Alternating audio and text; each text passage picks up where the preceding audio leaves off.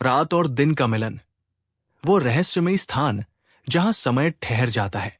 आगरा का किला शाम की धुंधल की रोशनी में नहाया हुआ था। शहंशाह अकबर झरोखे में खड़े होकर ढलते हुए सूरज को देख रहे थे।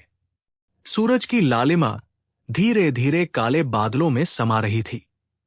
अकबर अक्सर कुदरत के इन करिश्मों को देखकर गहरे विचारों में खो जाते थे।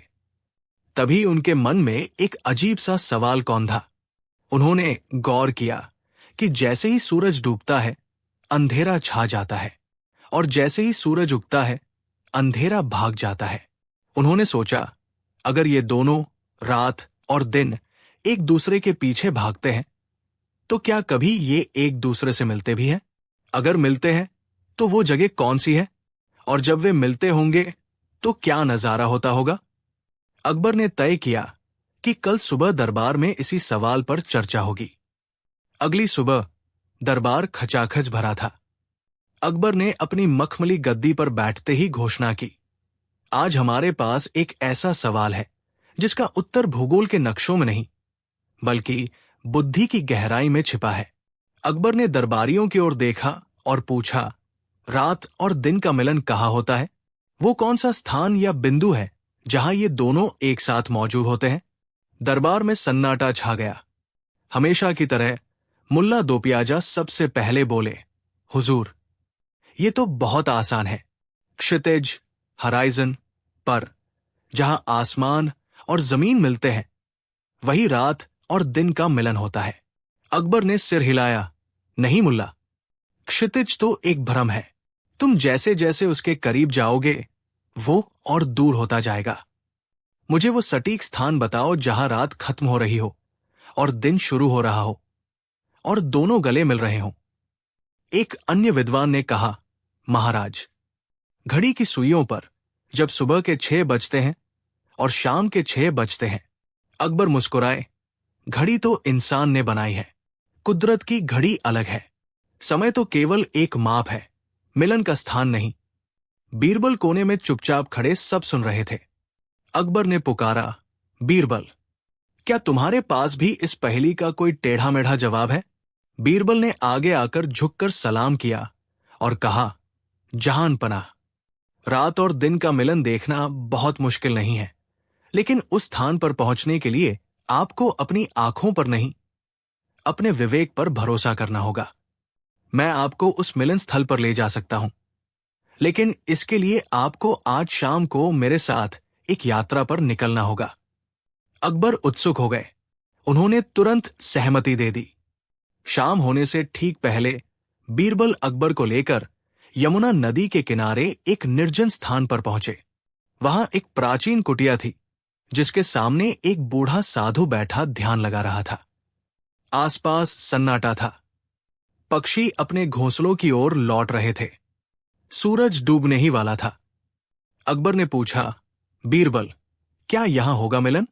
बीरबल ने कहा, महाराज, बस कुछ ही पलों का इंतजार कीजिए।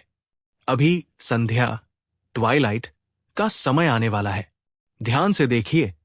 जैसे ही सूरज आधा पानी में डूबा और आधा आसमान में रहा, आसमान का रंग जादुई हो गया। न तो पूरी तरह उजाला था, न पूरी तरह अंधेरा। एक धुंधली सी सुनहरी स्लेटी रोशनी चारों ओर फैल गई। बीरबल बोले, हुजूर, देखिए, ये संध्या है। यही वो समय है जिसे संधि काल कहते हैं। इसी समय रात और दिन मिलते हैं। अकबर ने तर्क दिया, लेकिन बीरबल, ये तो समय हुआ। मैंने तो स्थान, प्लेस पूछा था। वे कहाँ मिलते हैं? बीरबल अकबर को उस बूढ़े साधु के पास ले गए। साधु की आंखें बंद थी, लेकिन उनके चेहरे पर एक अद्भुत शांति थी। बीरबल ने साधु के सामने एक दीपक जलाया। फिर उन्होंने अकबर से कहा, महाराज, अपनी आंखें बंद कीजिए और इस दीपक की लौ को अपने मन में उतारिए। अकबर ने वैसा ही किया। कुछ देर बाद बीरबल ने पूछा, महाराज, अब आंखें खोलिए। जब आपकी आंखें बंद थी, तो क्या वहां रात, अंधेरा था? और जब आपने ज्योति का ध्यान किया, तो क्या वहां दिन, प्रकाश था? अकबर बोले, हाँ बीरबल, बंद आंखों में अंधेरा था और ध्यान में उजाला। बीरबल ने विनम्रता से कहा, हुजूर, आपके सवाल का सही जवाब यह है, रात और दिन का मिलन मनुष्य की आंखों की पुतलियों में होता है। पूरा माहौल शांत हो गया। बीरबल ने विस्तार से समझाया, महाराज, बाहर की दुनिया में रात और दिन कभी नहीं मिलते। सूरज हमेशा चमक रहा है, पृथ्वी बस घूम रही है। जहां प्रकाश है वहां दिन है, जहां छाया है वहां रात। ये दोनों तो रेल की पटरियों की तरह है जो कभी नहीं मिलती।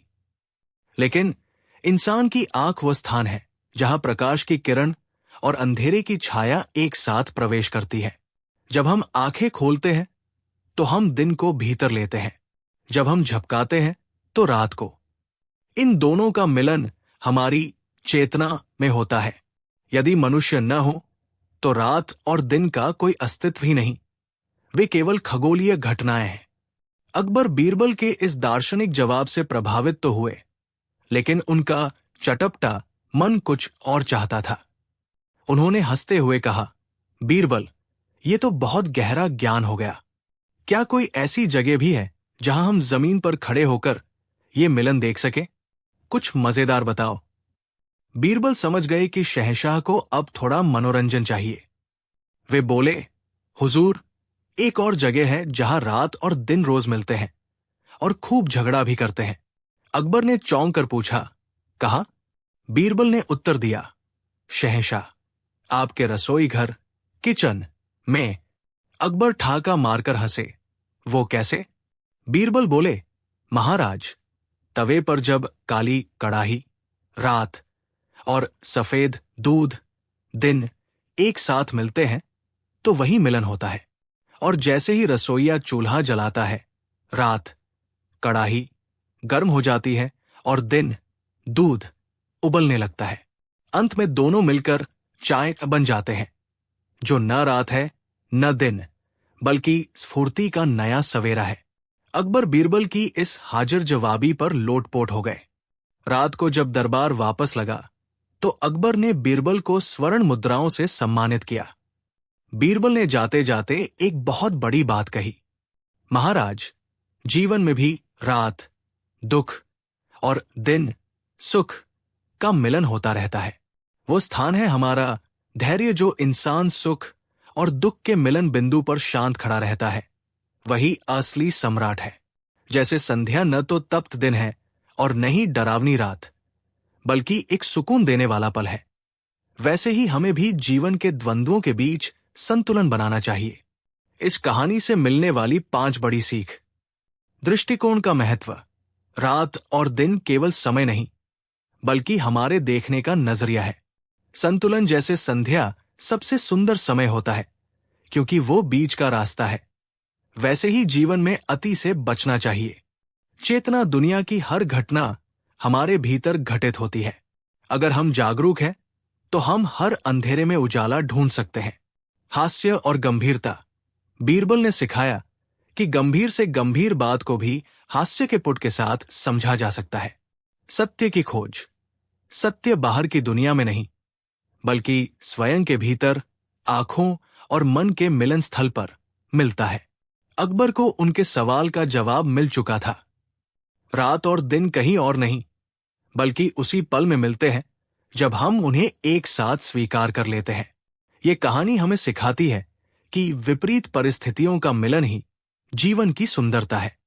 बुद्धि का महायुद्ध। जब मुल्ला दोपियाजा ने दी बीरबल को चुनौती। मुगल सल्तनत के चमकते सितारे बीरबल की ख्याति साथ समंदर पार तक पहुंच चुकी थी। जहां एक ओर शहंशाह अकबर उन्हें अपना हृदय मानते थे, वहीं दूसरी ओर दरबार में कुछ ऐसे भी थे जिनके सीने पर बीरबल की सफलता सांप बनकर लौटती थी।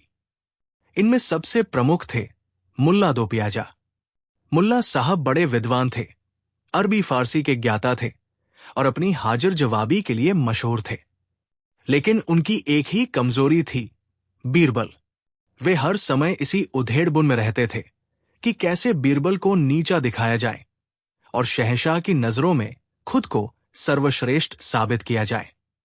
एक दिन मुल्ला दोपियाजा ने दरबार में अकबर के सामने एक अजीबोगरीब शर्त रखी।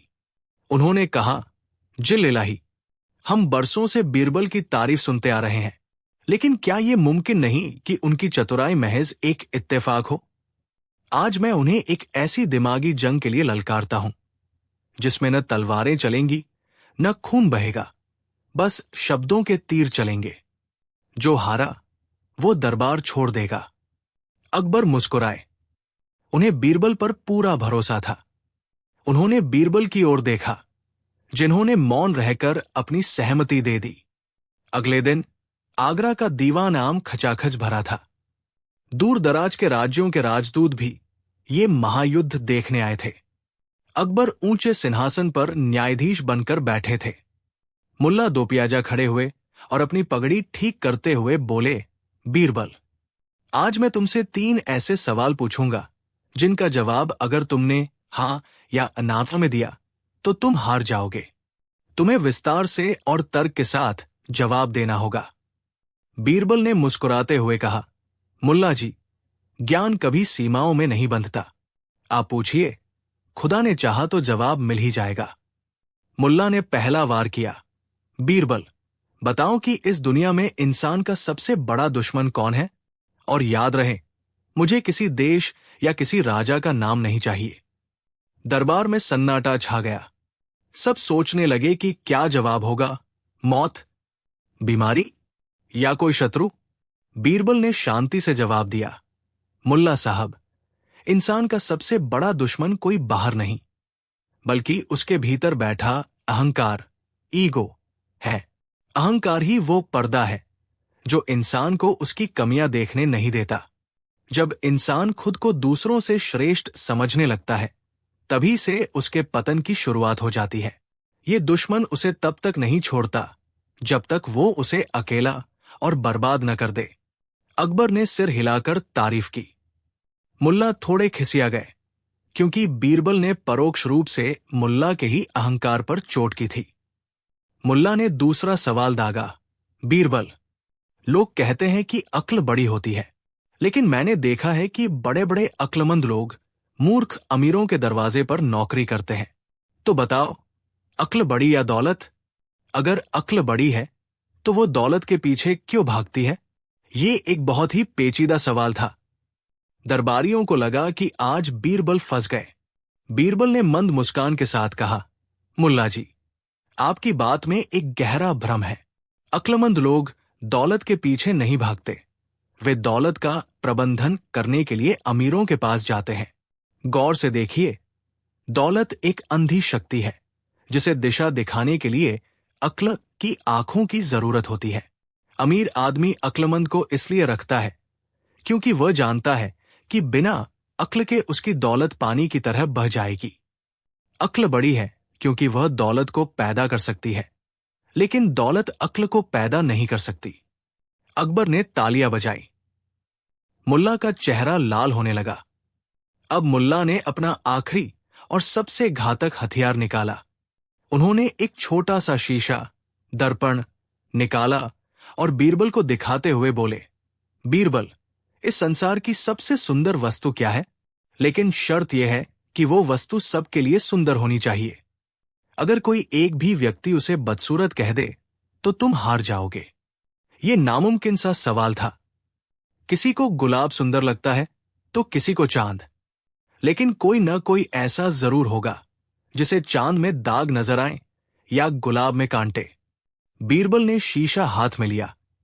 वे अकबर की ओर मुड़े और फिर मुल्ला की ओर। बीरबल बोले, मुल्ला साहब, संसार की सबसे सुंदर वस्तु है दृष्टिकोण, पर्सपेक्टिव। मुल्ला चिल्लाए, ये क्या बकवास है? दृष्टिकोण कोई वस्तु कैसे हो सकती है? बीरबल ने विस्तार से समझाया, महाराज, यदि हमारी आंखों में प्रेम और मन में शांति है तो हमें एक सूखा पेड़ भी कलाकृति नजर आएगा। यदि हमारे भीतर नफरत है तो हमें स्वर्ग भी नर्क जैसा दिखेगा। दृष्टिकोण ही वो जादू है जो साधारण को महान और बदसूरत को सुंदर बना देता है। जिस चीज को आप सुंदर कहते हैं वो वस्तु में नहीं, बल्कि उसे देखने वाले की आंखों में होती है। इसलिए सुंदरता देखने वाले के नजरिए में निवास करती है। मुल्ला निरुत्तर हो गए। उनके पास इस तर्क का कोई काट नहीं था। अब बीरबल की बारी थी। उन्होंने कहा, मुल्ला जी, आपने 3 सवाल पूछे, मैंने जवाब दिए। अब मेरा केवल एक ही छोटा सा सवाल है। अगर आपने इसका सही जवाब दे दिया तो मैं खुद को हारा हुआ मान लूंगा। मुल्ला ने सीना तान कर कहा, पूछो। बीरबल ने पूछा, मुल्ला साहब, आप मेरे बारे में क्या सोचते हैं और मैं आपके बारे में क्या सोचता हूं? मुल्ला सोच में पड़ गए। अगर वे कहें कि मैं आपको बुरा सोचता हूं तो ये उनकी खुद की छोटी मानसिकता दिखाएगा। अगर वे कहें कि मैं आपको अच्छा सोचता हूं तो वे झूठ बोलेंगे और बीरबल की तारीफ कर बैठेंगे। मुल्ला ने चालाकी दिखाई और बोले, बीरबल, मैं सोचता हूं कि आप एक महान विद्वान हैं और आप भी यही सोचते होंगे कि मैं एक बहुत बड़ा बुद्धिमान इंसान हूं।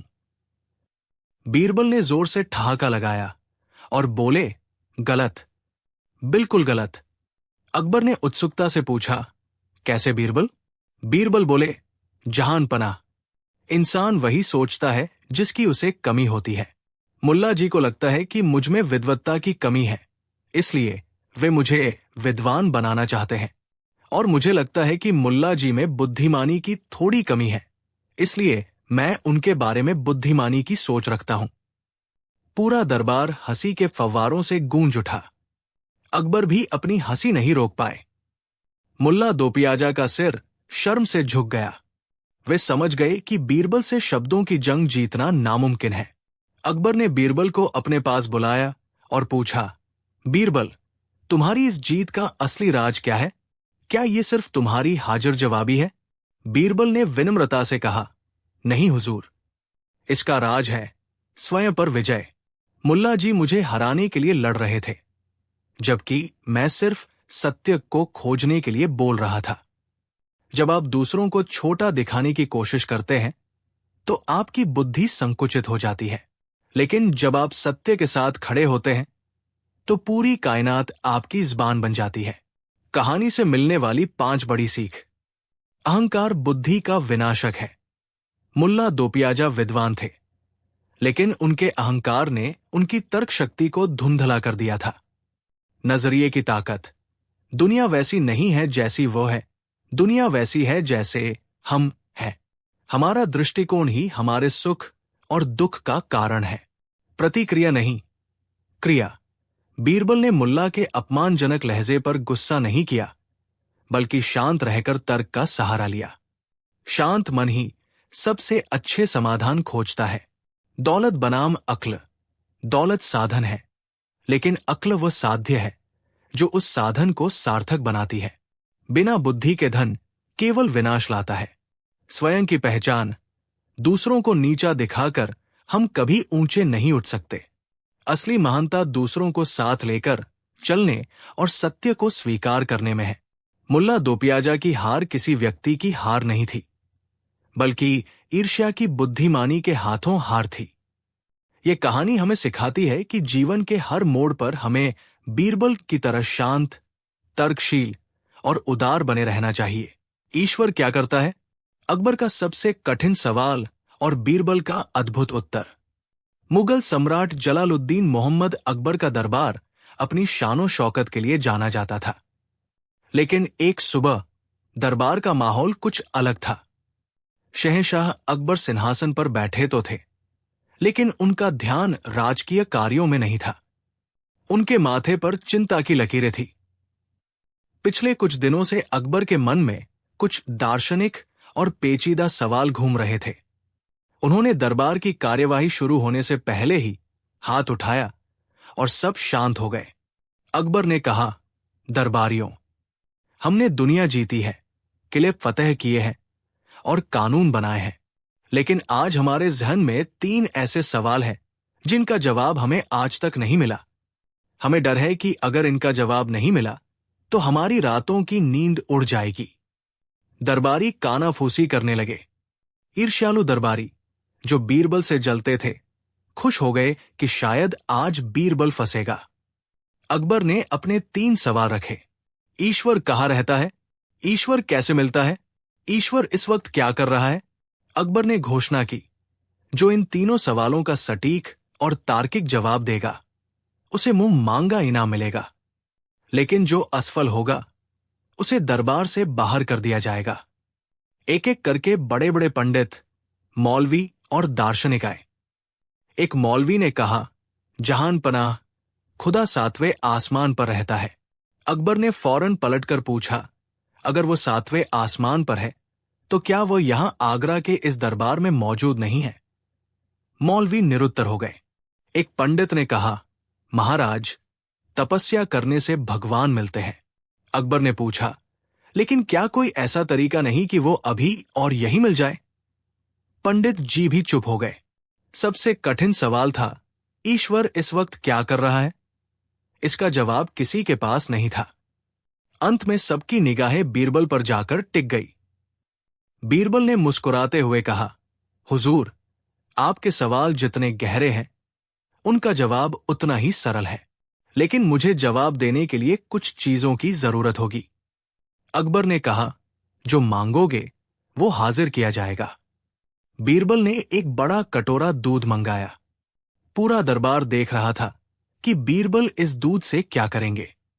बीरबल ने कटोरा हाथ में लिया और उसमें अपनी उंगली डालकर उसे गोल गोल घुमाने लगे। वे बड़े ध्यान से दूध को देख रहे थे, जैसे कुछ ढूंढ रहे हों। अकबर चिढ़कर बोले, बीरबल, ये तुम क्या तमाशा कर रहे हो? बीरबल ने मासूमियत से कहा, हुजूर, मैं इस दूध में घी ढूंढ रहा हूं। सुना है दूध में घी होता है, पर मुझे तो कहीं नजर नहीं आ रहा। अकबर ठाका मारकर हंसे और बोले, बीरबल, तुम भी कभी कभी पागलों जैसी बात करते हो। दूध में घी होता तो है, लेकिन वो ऐसे दिखाई नहीं देता।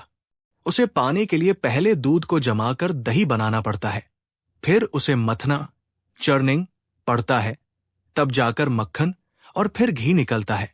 बीरबल ने तुरंत सिर झुकाया और बोले, महाराज, आपके पहले 2 सवालों का जवाब यही है। ईश्वर कहाँ रहता है? जैसे दूध के कणकण में घी मौजूद है, वैसे ही सृष्टि के कणकण में ईश्वर मौजूद है। वो किसी एक दिशा या आसमान में नहीं, बल्कि हर जीव और निर्जीव के भीतर व्याप्त है। ईश्वर कैसे मिलता है? जैसे दूध से घी निकालने के लिए मंथन की जरूरत होती है, वैसे ही ईश्वर को पाने के लिए ज्ञान और भक्ति के मंथन की जरूरत होती है। बिना प्रयास के वो सामने होकर भी दिखाई नहीं देता। अकबर दंग रह गए। जवाब सटीक था, लेकिन फिर उन्होंने अपनी भ्रिकुटी तानी और पूछा, ठीक है बीरबल, 2 जवाब तो मिल गए, पर तीसरे सवाल का क्या? ईश्वर इस वक्त क्या कर रहा है? बीरबल ने कहा, हुजूर, इस तीसरे सवाल का जवाब देने के लिए मुझे आपकी मदद चाहिए होगी। चूंकि ये सवाल बहुत बड़ा है, इसलिए इसके जवाब के लिए हमें गुरु और शिष्य की मर्यादा का पालन करना होगा। अकबर ने पूछा, मतलब? बीरबल ने कहा, मतलब ये कि इस वक्त मैं गुरु हूं जो ज्ञान दे रहा है, और आप शिष्य हैं जो ज्ञान ले रहे हैं, और गुरु का स्थान शिष्य से ऊंचा होता है। अकबर बीरबल की चतुराई समझ रहे थे, लेकिन उन्हें जवाब जानने की इतनी उत्सुकता थी कि वे सिंहासन से नीचे उतर आए और बीरबल को अपने सिंहासन पर बैठने को कहा। अकबर खुद एक साधारण सैनिक की तरह नीचे फर्श पर खड़े हो गए। जैसे ही बीरबल शाही सिंहासन पर विराजमान हुए, उन्होंने शाही अंदाज में अपने कपड़े ठीक किए और अकबर की ओर देखा। अकबर ने अधीर होकर पूछा, अब बताओ बीरबल, ईश्वर इस वक्त क्या कर रहा है? बीरबल ने ऊंची आवाज में और पूरी ठसक के साथ कहा, जहान पनाह, ईश्वर इस वक्त यही कर रहा है जो आपने अभी देखा। वह एक पल में राजा को रंक, भिखारी बना देता है और एक पल में रंक को राजा के सिंहासन पर बैठा देता है। पूरा दरबार सन्न रह गया। अकबर भी एक पल के लिए हक्के बक्के रह गए, लेकिन फिर उन्हें बीरबल की बुद्धिमानी की गहराई समझ आई। ईश्वर का काम ही यही है, समय का चक्र घुमाना और इंसान के अहंकार को तोड़ना। अकबर अपनी जगह वापस आए और बीरबल को गले लगा लिया। उन्होंने कहा, बीरबल, तुमने न केवल मेरे सवालों के जवाब दिए, बल्कि मुझे यह भी सिखा दिया कि सत्ता और पद स्थायी नहीं है। लेकिन कहानी यहां खत्म नहीं होती। बीरबल ने कहा, महाराज, जब मैं राजा बना था तो मैंने एक शाही फरमान जारी करने की सोची थी। अकबर ने हंसते हुए पूछा, क्या फरमान? बीरबल बोले, यही कि आज की रात पूरे आगरा में हलवा बंटेगा, क्योंकि शहंशाह को उनके सबसे कठिन सवालों के जवाब मिल गए हैं। अकबर ने मुस्कुराते हुए बीरबल को अपने नवरत्नों में सबसे कीमती रत्न की उपाधि दी और सच में पूरे शहर में दावत का आयोजन किया। मस्तकहानी का सार। ईश्वर की सर्वव्यापकता। हम भगवान को मंदिर, मस्जिद या गुरुद्वारे में ढूंढते हैं, जबकि वो हमारे आचरण और हमारे भीतर मौजूद है। प्रयास की महत्ता। ज्ञान केवल सुनने से नहीं, बल्कि जीवन के मंथन, अनुभव और मेहनत से प्राप्त होता है। समय की गतिशीलता। ईश्वर क्या कर रहा है? का जवाब यह है कि परिवर्तन ही संसार का नियम है। आज जो शिखर पर है, कल वो शून्य पर हो सकता है। इसलिए अहंकार कभी नहीं करना चाहिए। बुद्धि का प्रयोग।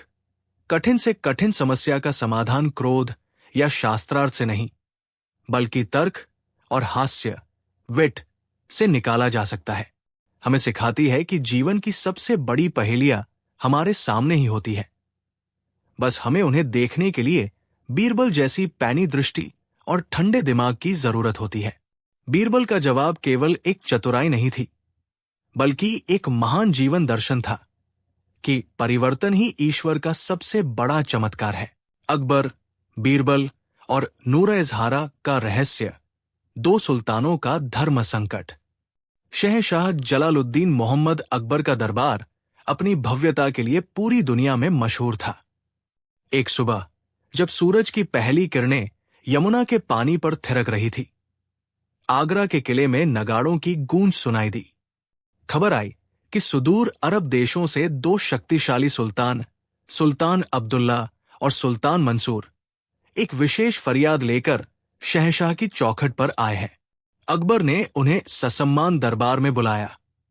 दोनों सुल्तान अपने साथ एक ऐसा घोड़ा लेकर आए थे जिसे देखकर दरबार में मौजूद हर शख्स की आंखें फटी की फटी रह गई। वो घोड़ा दूध जैसा सफेद था, उसकी अयाल रेशम जैसी मुलायम थी और उसकी आंखों में ऐसी चमक थी जैसे कोई कीमती हीरा हो। उस घोड़े का नाम था नूर-ए-ज़हारा, रेगिस्तान की रोशनी। अकबर ने मुस्कुराते हुए पूछा, सुल्तान, हम आप दोनों का स्वागत करते हैं, लेकिन आप दोनों के चेहरों पर ये चिंता और हाथ में ये नायाब घोड़ा, क्या माजरा है? सुल्तान अब्दुल्ला ने आगे बढ़कर कहा, जहां पनाह, ये घोड़ा मेरा है।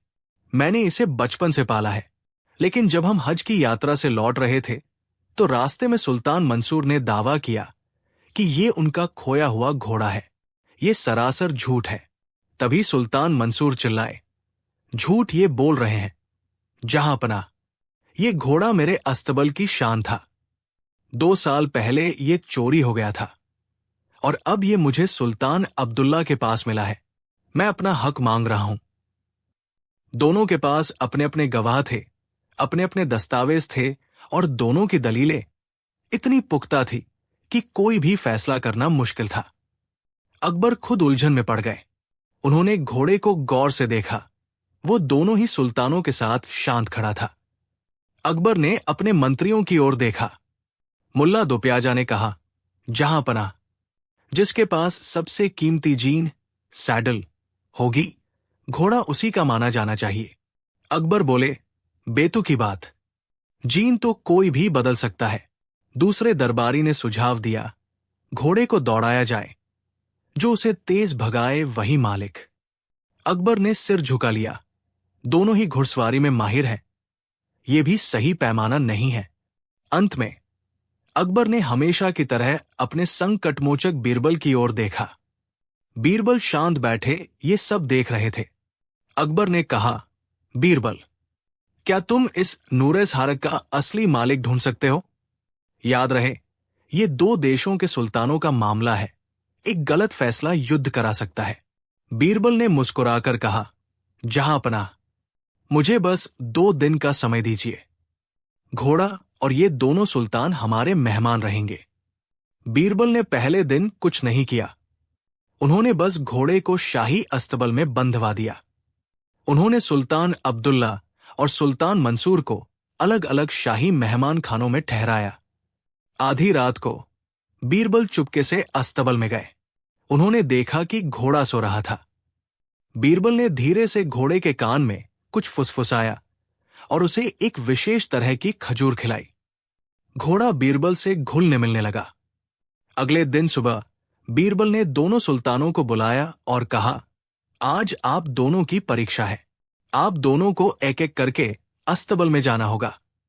घोड़ा जिसके पास खुद चलकर आएगा वही उसका असली मालिक माना जाएगा। पहले सुल्तान अब्दुल्ला अस्तबल में गए। उन्होंने घोड़े को बहुत पुकारा, नूर एज़हारा, आओ मेरे पास। घोड़ा उनकी तरफ मुड़ा, थोड़ी देर उन्हें देखा और फिर वापस घास चरने लगा। फिर सुल्तान मंसूर अंदर गए। उन्होंने भी घोड़े को दुलारा, मेरे दोस्त, पहचान मुझे। घोड़े ने उनकी तरफ कोई खास तवज्जो नहीं दी। दरबारी हंसने लगे कि बीरबल की ये तरकीब फेल हो गई। अकबर ने भी चिंता में पूछा, बीरबल, घोड़ा तो किसी के पास नहीं गया, अब क्या करोगे? बीरबल ने रहस्यमयी मुस्कान के साथ कहा, जहां पनाह, असली खेल तो अब शुरू होगा। बीरबल ने घोषणा की, कल सुबह दरबार में यह फैसला होगा। लेकिन आज रात इस घोड़े को एक अंधेरे कमरे में रखा जाएगा जहां कोई इंसान नहीं होगा। सुल्तान अब्दुल्ला और सुल्तान मंसूर को उस कमरे के बाहर पहरा देना होगा, लेकिन अलग अलग समय पर। रात के तीसरे पहर, जब सुल्तान मंसूर का पहरा था, बीरबल ने एक आदमी को भेजकर घोड़े को डराने का नाटक करवाया। अंधेरे कमरे में घोड़े के हिनहिनाने और परेशान होने की आवाजें आने लगी। सुल्तान मंसूर बाहर खड़े रहे। उन्होंने सोचा, अंदर चाहे जो हो, मुझे बस अपनी ड्यूटी पूरी करनी है। जब सुल्तान अब्दुल्ला का पहरा आया, बीरबल ने फिर वही किया। घोड़े के हिनहिनाने की आवाज सुनते ही सुल्तान अब्दुल्ला बेचैन हो गए। वे प्रोटोकॉल भूलकर बिना अनुमति कमरे के अंदर घुस गए। उन्होंने अंधेरे में घोड़े को गले लगा लिया और उसे शांत करने लगे। घबराओ मत नूर, मैं यहां हूं। बीरबल ये सब छिपकर देख रहे थे। अगले दिन दरबार खचाखच भरा था। दोनों सुल्तान अपनी जीत का दावा कर रहे थे। अकबर ने पूछा, बीरबल, क्या तुम नतीजे पर पहुंच गए हो?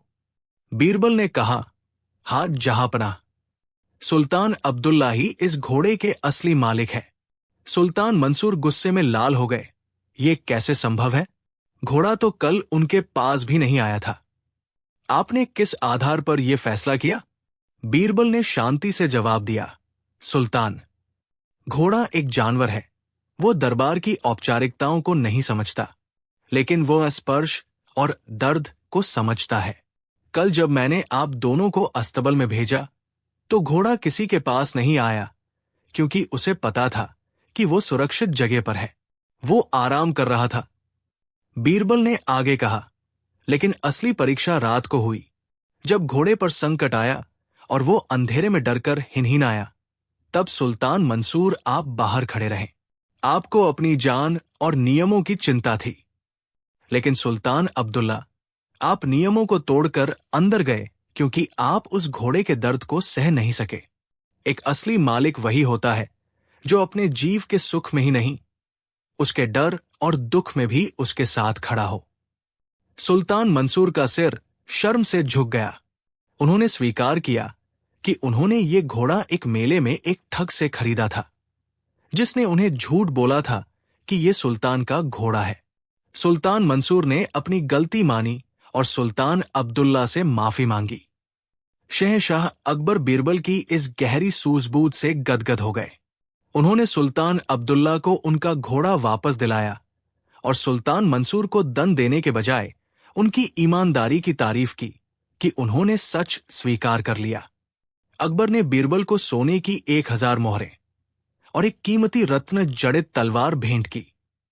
पूरा दरबार बीरबल की जय जयकार से गूंज उठा। मस्तखानी का मोरल। इस कहानी से हमें 3 बड़ी शिक्षाएं मिलती हैं।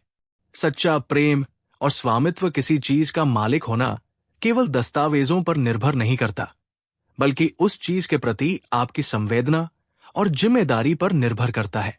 संकट में पहचान, असली मित्र या असली मालिक की पहचान सुख के समय नहीं, बल्कि संकट की घड़ी में होती है। बुद्धि का प्रयोग। हर समस्या का समाधान बल या कानून की किताबों में नहीं होता। कभी कभी भावनाओं और मनोविज्ञान को समझना ही सबसे बड़ा न्याय होता है। सुल्तान अब्दुल्ला इतने खुश हुए कि उन्होंने बीरबल को अपने देश आने का न्योता दिया, जिस पर बीरबल ने चुटकी लेते हुए कहा, सुल्तान, अगर मैं अरब आ गया तो अकबर साहब यहां अकेले ही सारे घोड़े गधे में बदल देंगे। अकबर ये सुनकर खिलखिलाकर हंस पड़े। टी3 हंसते हुए संत, हंसी में छिपा श्राप। बहुत पुरानी बात है। चीन के किसी सुदूर प्रांत से 3 भिक्षु भारत की सीमाओं के पास एक छोटे से लेकिन अमीर नगर स्वर्णपुर में दाखिल हुए। ये तीनों संत अजीब थे।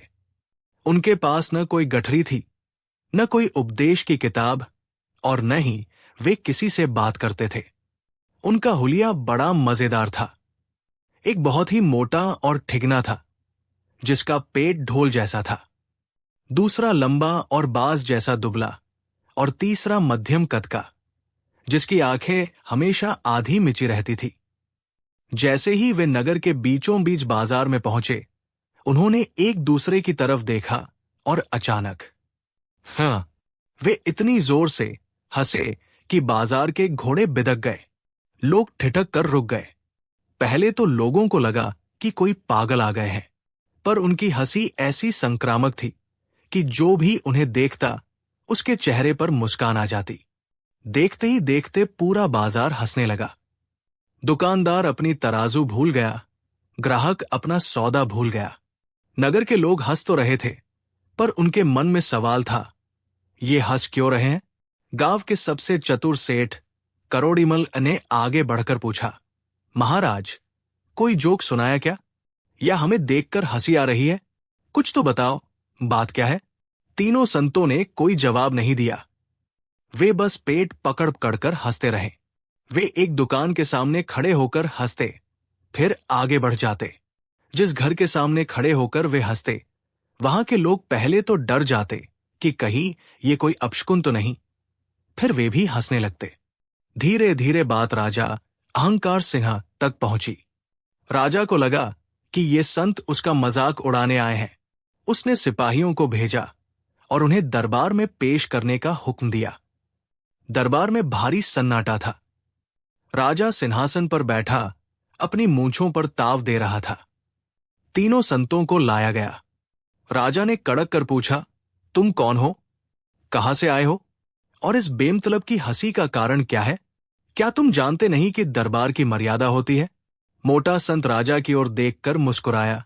फिर उसने लंबे संत को देखा, और फिर तीनों ने मिलकर ऐसा ठहाका लगाया कि दरबार की झूमरें हिलने लगी। राजा गुस्से से लाल पीला हो गया। खामोश! अगर तुमने जवाब नहीं दिया तो तुम्हें काल कोठरी में डाल दिया जाएगा। तब बीच वाले संत ने अपनी हंसी रोकी और पहली बार अपना मुंह खोला। उसने कहा, राजन, हम हंस रहे हैं उस श्राप पर जो तुम सब पर लगा है, पर तुम्हें उसका एहसास ही नहीं है। दरबार में सन्नाटा छा गया। श्राप? कैसा श्राप? राजा ने पूछा। कैसा श्राप? हमें तो कोई श्राप नहीं लगा। हम सुखी हैं, अमीर हैं, शक्तिशाली हैं। लंबे संत ने हंसते हुए कहा, यही तो श्राप है। तुम सब गंभीर होने के श्राप से ग्रस्त हो। तुमने जीवन को एक बोझ समझ लिया है। तुम अपनी धन दौलत, अपनी चिंताओं, अपने अहंकार और अपने कल की योजना को इतनी गंभीरता से पकड़ कर बैठे हो, जैसे तुम यहां हमेशा के लिए रहने आए हो। छोटा संत बोला, तुम सब उस श्राप के शिकार हो जहां इंसान हंसना भूल चुका है। तुम तभी हंसते हो जब कोई कारण होता है, पर हंसी तो आत्मा का स्वभाव है। तुम सब मिट्टी के पुतले हो जो सोने के पिंजरे में कैद होकर रो रहे हो। हम हंस रहे हैं तुम्हारी इस मूर्खता पर कि तुम नश्वर चीजों को अमर समझ रहे हो। राजा को बात समझ नहीं आई। उसने उन्हें पागल समझकर महल से बाहर निकाल दिया। लेकिन उन संतों ने अपना काम जारी रखा। वे शहर शहर, गांव गांव घूमने लगे। वे बस हंसते थे। वे बुद्ध, महावीर या जीसस की तरह उपदेश नहीं देते थे। उनका उपदेश उनकी हंसी ही थी। नगर में एक घटना घटी। एक गरीब लकड़हारे का जवान बेटा मर गया। पूरा गांव मातम में डूबा था। लकड़हारा रो रो कर बेहाल था। तभी वे 3 संत वहां पहुंचे। लोगों ने सोचा, आज तो ये नहीं हंसेंगे, आज तो दुख का माहौल है। पर जैसे ही संतों ने उस मृत शरीर को देखा, वे पहले से भी ज्यादा जोर से हंसने लगे। लोग भड़क गए। बेरहम, पत्थर दिल, एक बाप का बेटा मर गया और तुम हंस रहे हो। मोटा संत हंसते हंसते बोला, हम इसलिए हंस रहे हैं क्योंकि ये लड़का जीत गया। इसने खेल खत्म किया और पर्दे के पीछे चला गया। और तुम सब इसलिए रो रहे हो क्योंकि तुम अभी भी इस दुख भरे नाटक के मंच पर फंसे हो। ये मौत नहीं है, ये तो मुक्ति है। हाँ, अजीब बात यह हुई कि लकड़हारे ने जब उन संतों की आंखों में देखा तो उसे उनमें कोई नफरत नहीं, बल्कि एक असीम करुणा और आनंद दिखा। अचानक लकड़हारे का रोना बंद हो गया। उसे समझ आया कि रोने से गया हुआ वापस नहीं आएगा, पर हंसने से जो बचा है उसे जिया जा सकता है। सालों बीत गए। वे तीनों संत बूढ़े हो गए थे। एक दिन वे एक पहाड़ी पर आराम कर रहे थे। अचानक सबसे मोटे संत ने हंसना बंद किया और शांत हो गया। उसने दम तोड़ दिया था। गांव वालों को जब पता चला तो वे दौड़े आए। उन्हें लगा कि आज तो बाकी 2 संत जरूर रोएंगे। आखिर उनका साथी, उनका भाई चला गया था। पर जब वे पहुंचे तो उन्होंने देखा कि बाकी 2 संत तो पागलों की तरह नाच रहे थे और हंस रहे थे। गांव वालों ने पूछा, अरे, तुम्हारा साथी मर गया और तुम नाच रहे हो, क्या तुम्हें दुख नहीं होता? लंबे संत ने जवाब दिया, हम इसलिए हंस रहे हैं क्योंकि उसने हमसे शर्त जीती थी। हम हमेशा चर्चा करते थे कि हम में से पहले कौन मरेगा। आज उसने हमें हरा दिया और मरने से पहले उसने हमसे एक वादा लिया था। क्या वादा?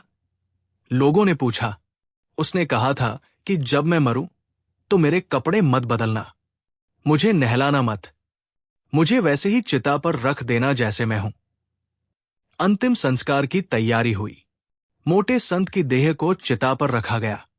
परंपरा के अनुसार चिता को अग्नि दी गई। जैसे ही आग की लपटें संत के कपड़ों तक पहुंची, अचानक धड़ाक, धड़ाम, पोंपो, चटरपटर, पूरा श्मशान आतिशबाजी से भर गया। आसमान में रंग बिरंगे रॉकेट फूटने लगे।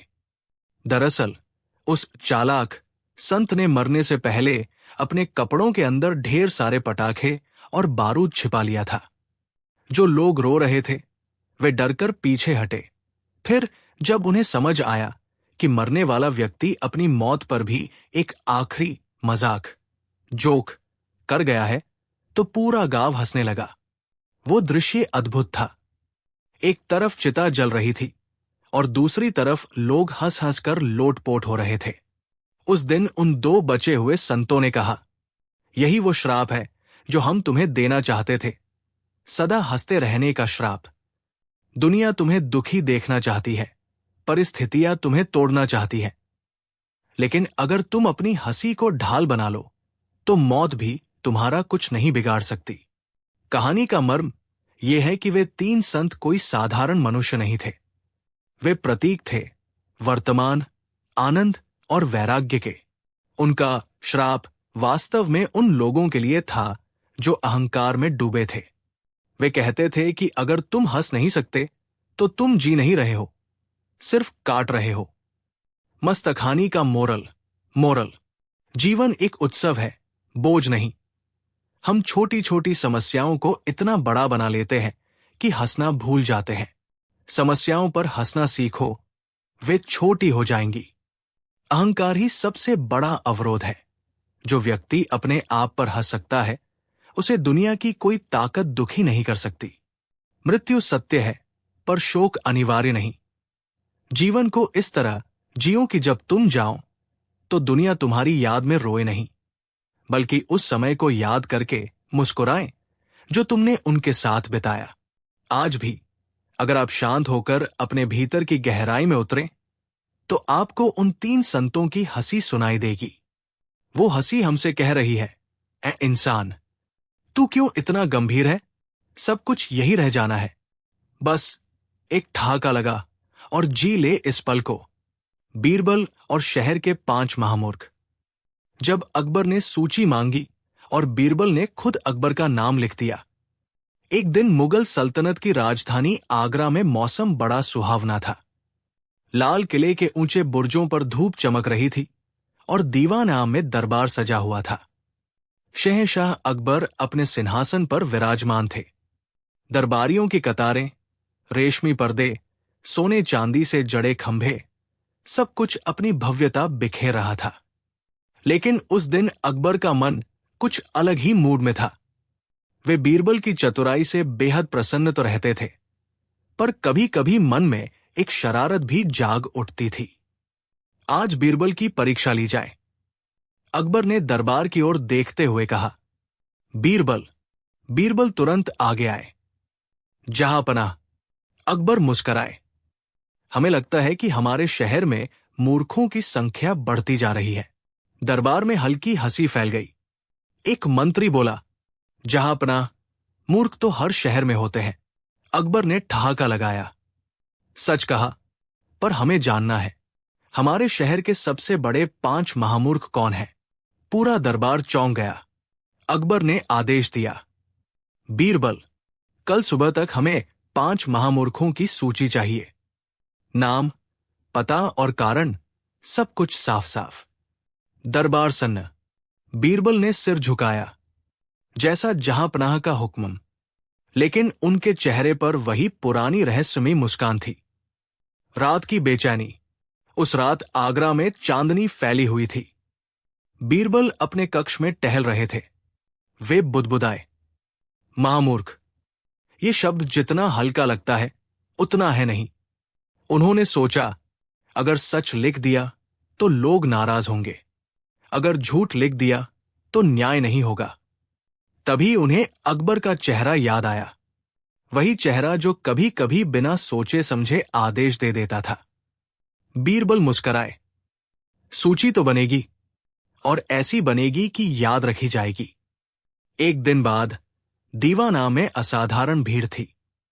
खबर फैल चुकी थी, आज बीरबल शहर के 5 महामूर्खों के नाम बताएगा। दरबारी उत्साहित थे, कुछ घबराए हुए, कुछ मन ही मन दूसरों का नाम सोच रहे थे। अकबर ने सिंहासन से कहा, बीरबल, सूची प्रस्तुत करो। बीरबल आगे आए। उनके हाथ में एक मोटा सा कागज था। उन्होंने गंभीर स्वर में कहा, जहांपनाह, यह सूची बहुत सोच समझकर बनाई गई है। अकबर बोले, शुरू करो। पहला महामूर्ख। बीरबल ने पढ़ा, पहला महामूर्ख, सेठ धनदास। दरबार में हलचल। बीरबल बोले, ये व्यक्ति कुएं में सिक्का डालकर ऊपर खड़ा होकर भगवान से कहता है, भगवान, सिक्का ऊपर भेज दो। पूरा दरबार ठहाकों से गूंज उठा। सेठ धनदास शर्म से लाल हो गया। अकबर हंसते हुए बोले, ये तो सचमुच महामूर्ख है। दूसरा महामूर्ख, पंडित बुद्धिसागर। पंडित जी चौंके। बीरबल बोले, ये पंडित जी किताब पढ़कर नदी में नाव चलाना सिखाते हैं, लेकिन खुद कभी नाव पर नहीं बैठे। हंसी की लहर दौड़ गई। तीसरा महामूर्ख, व्यापारी घनश्याम। ये व्यापारी बारिश में छाता बेचता है और धूप में छाते सुखाता है। दरबार हंसी से लोटपोट। चौथा महामूर्ख, दरबारी मंत्री चतुरसेन। मंत्री के पसीने छूट गए। बीरबल बोले, ये मंत्री सच बोलने से पहले 100 बार सोचता है और झूठ बोलने से पहले एक बार भी नहीं। अकबर मुस्कराए।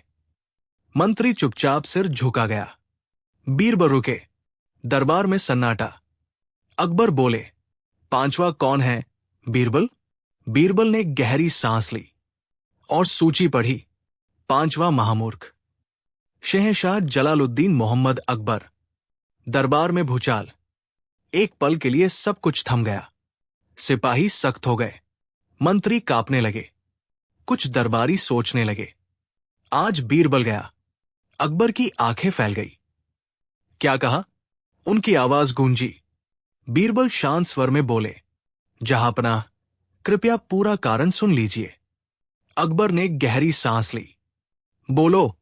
बीरबल बोले, महामूर्ख वो नहीं होता जो कम जानता हो। महामूर्ख वो होता है जो अपनी शक्ति का प्रयोग बिना सोचे समझे करे। दरबार सन्न। बीरबल आगे बोले, जहांपनाह, आपने आदेश दिया, शहर के 5 महामूर्खों की सूची बनाओ। आपने ये नहीं सोचा कि इससे लोगों में डर, अपमान और वैमनस्य फैलेगा। अकबर चुप। आपने सोचा बीरबल सब संभाल लेगा। यही सबसे बड़ी मूर्खता होती है, जब राजा अपनी जिम्मेदारी किसी और की बुद्धि पर छोड़ दे। दरबार में सन्नाटा छा गया।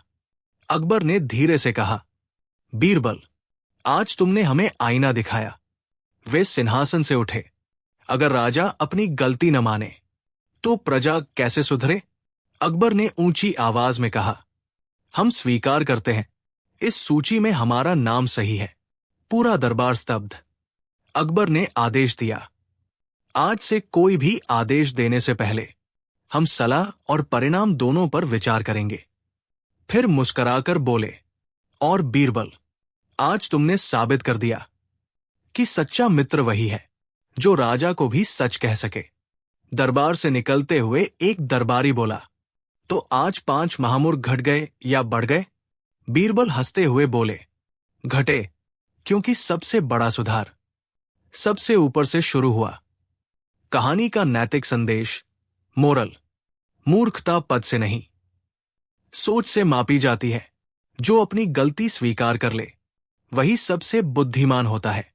अंत में बीरबल ने कहा, जहांपनाह, आज आपने साबित कर दिया, सच्चा राजा वही है जो खुद को भी कटघरे में खड़ा कर सके। दरबार तालियों से गूंज उठा। स्वर्ग की यात्रा और बीरबल की चतुराई। मुगल सम्राट अकबर का दरबार अपनी भव्यता और विद्वानों के लिए प्रसिद्ध था। दरबार में नवरत्न थे, जिनमें बीरबल सम्राट के सबसे प्रिय थे। अकबर हर समस्या के समाधान के लिए बीरबल की ओर देखते थे, और यही बात दरबार के अन्य मंत्रियों, विशेषकर वजीर खान और दरबारी ज्योतिषी को खटकती थी। वजीर खान को लगता था कि यदि बीरबल रास्ते से हट जाए तो वो सम्राट का सबसे खास बन सकता है। उसने एक दिन अपने कुछ खास साथियों के साथ मिलकर एक बेहद खतरनाक योजना बनाई। उन्होंने अकबर के निजी नाई हजाम को इस षड्यंत्र में शामिल किया। नाई सम्राट के बहुत करीब था, क्योंकि वो हर रोज उनकी हजामत बनाता था और उस दौरान वे लंबी बातें करते थे। वजीर खान ने नाई को भारी भरकम सोने की अशर्फिया दी और कहा, तुम्हें बस बादशाह के कान में एक बात डालनी है, बाकी हम संभालेंगे। अगले दिन जब नाई अकबर की दाढ़ी बना रहा था तो उसने एक लंबी आह भरी। अकबर ने पूछा, क्या बात है, आज तुम इतने उदास क्यों हो? नाई ने बड़ी चतुराई से कहा, जहांपनाह, कल रात मुझे आपके स्वर्गवासी पूज्य पिताजी हुमायूं सपने में आए थे। वे बहुत उदास दिख रहे थे। अकबर अपने पिता से बहुत प्रेम करते थे। उन्होंने चिंतित होकर पूछा, क्या पिताजी उदास थे? क्या उन्होंने कुछ कहा? क्या उन्हें स्वर्ग में कोई तकलीफ है? नाई ने धीरे से कहा, महाराज, उन्होंने कहा कि स्वर्ग में सब कुछ है, लेकिन वहां मनोरंजन की कमी है। वहां कोई ऐसा बुद्धिमान व्यक्ति नहीं है जो उनके साथ बैठकर 2 बातें कर सके या उन्हें चुटकुले सुनाकर उनका मन बहला सके।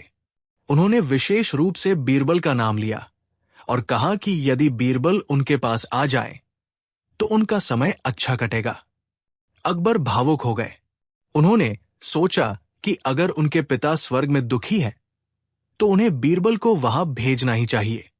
लेकिन बीरबल को स्वर्ग भेजने का मतलब था उसकी मृत्यु। अगले दिन दरबार लगा।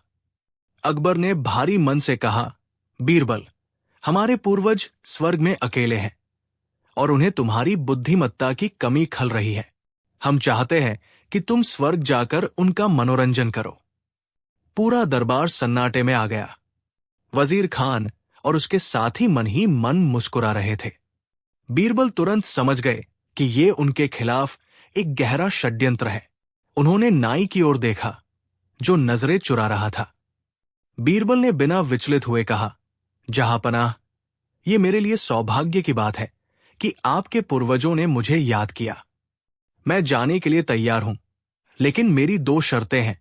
अकबर ने पूछा, क्या शर्तें हैं? बीरबल बोले, पहली, ये कि मुझे अपने परिवार के लिए धन की व्यवस्था करने और उनसे विदा लेने के लिए 1 महीने का समय चाहिए। दूसरी, ये कि मेरे खानदान की पुरानी परंपरा के अनुसार मुझे स्वर्ग जाने के लिए मेरे घर के पिछवाड़े में ही जिंदा दफनाया जाए, ताकि मैं सीधे स्वर्ग के रास्ते पर जा सकूं। अकबर ने खुशी खुशी शर्तें मान ली। उस 1 महीने के दौरान बीरबल ने दुनिया को दिखाया कि वो दान पुण्य कर रहे हैं, लेकिन असल में उन्होंने अपने घर के पिछवाड़े से लेकर अपने शयन कक्ष तक एक गुप्त सुरंग खुदवाई। उन्होंने उस स्थान पर एक सुंदर कब्र बनवाई जहां से सुरंग शुरू होती थी। सुरंग का द्वार बड़ी चतुराई से पत्थर और घास से छिपाया गया था। 1 महीने बाद वो दिन आ गया। अकबर, वजीर खान और सभी दरबारी बीरबल के घर पहुंचे। बीरबल को रेशमी वस्त्र पहनाए गए और फूलों से सजाया गया। बीरबल ने मुस्कुराते हुए सबको विदा किया और उस गड्ढे में बैठ गए। ऊपर से मिट्टी डाल दी गई। वजीर खान ने चैन की सांस ली। बीरबल का कांटा हमेशा के लिए निकल गया था। मिट्टी डाले जाने के तुरंत बाद बीरबल सुरंग के रास्ते अपने घर के अंदर सुरक्षित पहुंच गए। अगले 6 महीनों तक वो अपने घर के एक गुप्त कमरे में छिपे रहे। इस दौरान उन्होंने अपनी दाढ़ी और सिर के बाल खूब बढ़ा लिए। उन्होंने अपनी त्वचा को थोड़ा पीला और शरीर को दुबला कर लिया, ताकि वे किसी दूसरी दुनिया से आए हुए लगे। 6 महीने बाद एक सुबह बीरबल अचानक राज दरबार में प्रकट हुए। जैसे ही बीरबल ने दरबार में कदम रखा, सन्नाटा पसर गया। लोग भूत भूत चिल्लाने लगे। अकबर अपनी कुर्सी से खड़े हो गए। अकबर ने चौंकते हुए पूछा, बीरबल, क्या तुम सच में बीरबल हो? तुम स्वर्ग से वापस कैसे आए? बीरबल ने झुककर सलाम किया और कहा, जी जहांपनाह, मैं स्वर्ग से ही आ रहा हूं। आपके पिताजी और दादाजी बहुत खुश हैं। उन्होंने आपकी बहुत प्रशंसा की। अकबर की आंखों में आंसू आ गए। सच में? क्या उन्होंने मेरे लिए कोई संदेश भेजा है? बीरबल ने गंभीर चेहरा बनाकर कहा, हां महाराज, एक छोटा सा संकट है। स्वर्ग में सब कुछ बहुत बढ़िया है, बस वहां हजाम, नाई नहीं है।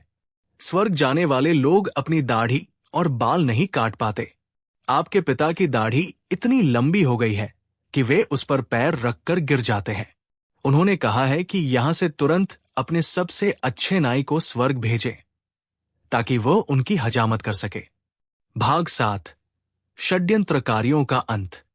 अकबर ने तुरंत उस नाई को बुलाया जिसने स्वर्ग की बात शुरू की थी। अकबर ने गरजते हुए कहा, नाई, तुमने सुना? मेरे पिता स्वर्ग में परेशान हैं। तुम्हें तुरंत स्वर्ग जाकर उनकी सेवा करनी होगी। नाई के पैर कांपने लगे। वो जानता था कि स्वर्ग जाने का मतलब मौत है। वो वजीर खान की ओर देखने लगा, लेकिन वजीर ने अपनी आंखें फेर ली। डर के मारे नाई अकबर के पैरों में गिर पड़ा और उसने सारा सच उगल दिया। उसने बताया कि कैसे वजीर खान और अन्य दरबारियों ने उसे लालच देकर बीरबल को फंसाने की योजना बनाई थी। अकबर क्रोध से लाल पीले हो गए। उन्होंने वजीर खान और उसके साथियों को तुरंत कारागार में डालने का आदेश दिया। नाई को भी कड़ी सजा सुनाई गई।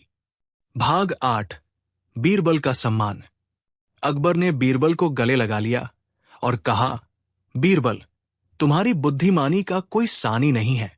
तुमने न केवल अपनी जान बचाई, बल्कि गद्दारों का चेहरा भी बेनकाब कर दिया। अकबर ने बीरबल को ढेर सारे स्वर्ण मुद्राएं और जागीरें इनाम में दी। कहानी का सार, मोरल ऑफ द स्टोरी। बुद्धि का प्रयोग। कितनी भी बड़ी विपत्ति क्यों ना आए, ठंडे दिमाग से सोची गई योजना आपको बचा सकती है। ईर्ष्या का परिणाम। दूसरों का बुरा चाहने वालों का अंत हमेशा बुरा ही होता है। वजीर खान ने बीरबल के लिए गड्ढा खोदा था, लेकिन वो खुद उसमें गिर गया। अंधविश्वास से बचें।